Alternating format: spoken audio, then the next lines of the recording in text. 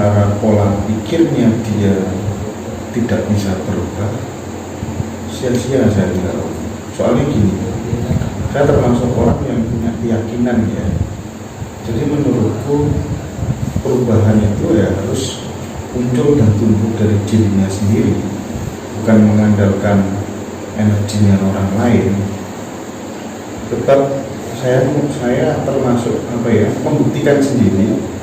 Saya pernah ketemu seseorang yang saya kebetulan dulu menggila orang-orang yang kaya. Di setiap ada orang yang kaya itu, setiap ada pertemuan kongres, ya kan, konpercap dan lain sebagainya begitu, saya selalu dekati. Rahasianya apa? Nah, salah satu orang yang saya dekati dulu itu pernah mengatakan gini, mohon maaf ini bahasanya bahasa dunia karena contoh teman saya tadi yang sulit soal ekonomi. Kamu harus menyadari, bahasanya Mas Bonang menyadari bahwa sebenarnya uang itu seperti udara, dia ada di mana-mana. Itu disuruh nancapkan betul di dalam pikiran dan benak kita. Dan setelah saya praktikkan itu selama 1 tahun, demi Allah terbukti. Nah, ya, ini saya menatap Mas Hendra tersenyum karena titiknya sebenarnya sudah ketemu. Yang tadi kita bicarakan adalah transfer energi ke orang lain, ke pihak lain itu. Seperti yang saya ceritakan di awal tadi, energi yang kita keluarkan itu akan efektivitasnya akan tergantung apakah ada energi yang nabrak, yang bertentangan atau yang menghijabi dari energi yang kita salurkan tadi. Kalau energi kita kuat, walaupun ada hijab yang kuat, misalnya si teman kita tadi kurang berkesadaran ya untuk move on, itu tetap nyampe Mas.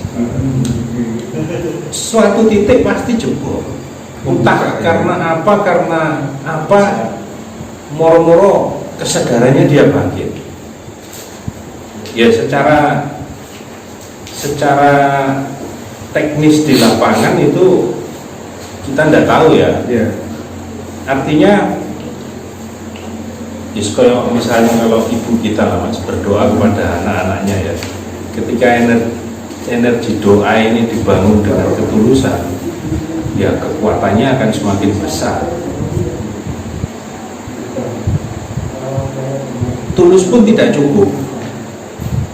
Sorry. Tulus pun itu tingkatannya akan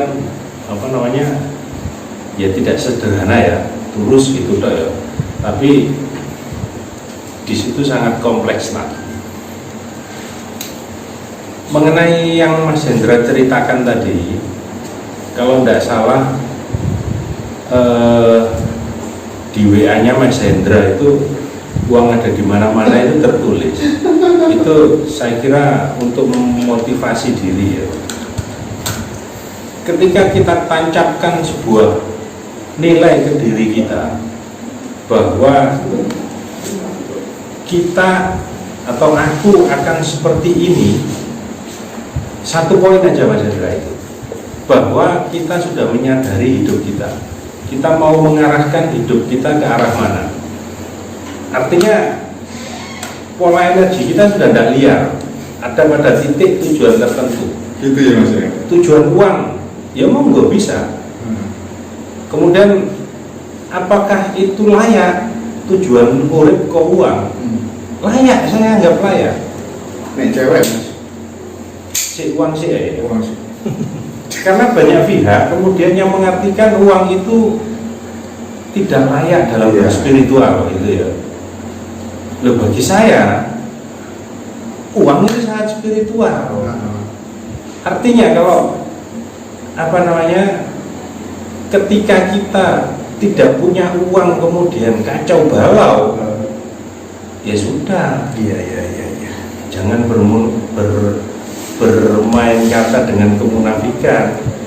Tapi ketika kita kemudian di dalam uang itu akan menjelomprongkan kita ke arah mana-mana, ya itu pun keliru.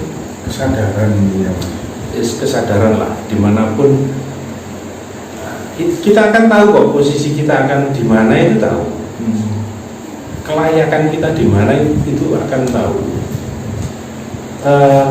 Dan itu tidak ada orang yang final ya, artinya saya sendiri pun dalam proses itu.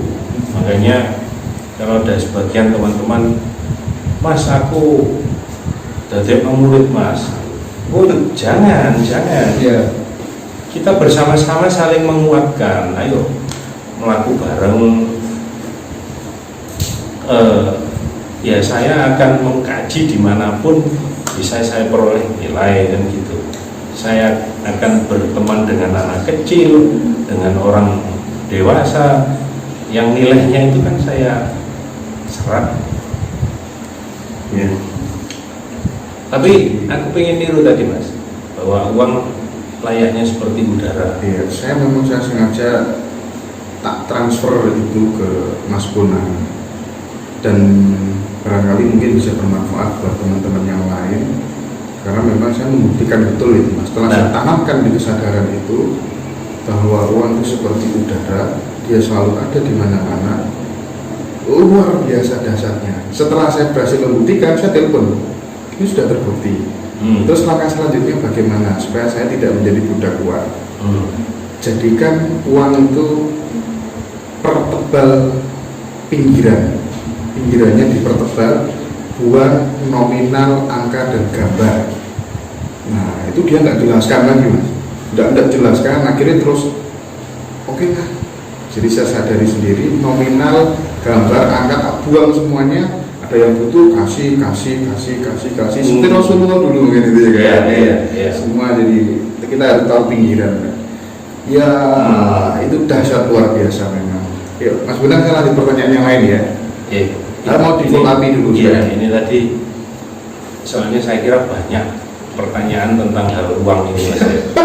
Kalau menemukan spiritualitas di dalam uang, artinya duit itu adalah alat kita untuk menuhan. Jangan anggap dia suatu kehinaan sehingga kemudian kita hindari, itu masalah kedunian itu. Iya. Enggak, ini sebuah persepsi yang ya kita tempatkan lah semuanya, bahwa semuanya itu berspiritual. Sederhananya seperti itu. Aku nanti juga perlu berguru sampai Mas Hendra di balik layar ini tentang hal itu tadi, karena ketika jenengan sudah cerita terbukti,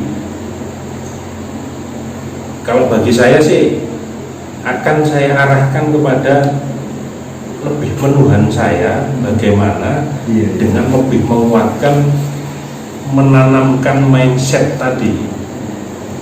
Kan artinya teknik itu tidak terbatas pada uang. Betul. Pada apapun akhirnya. Betul. Ya. Betul. Oke. Berbicara tentang uangnya selesai dulu. Kita ganti ke ini.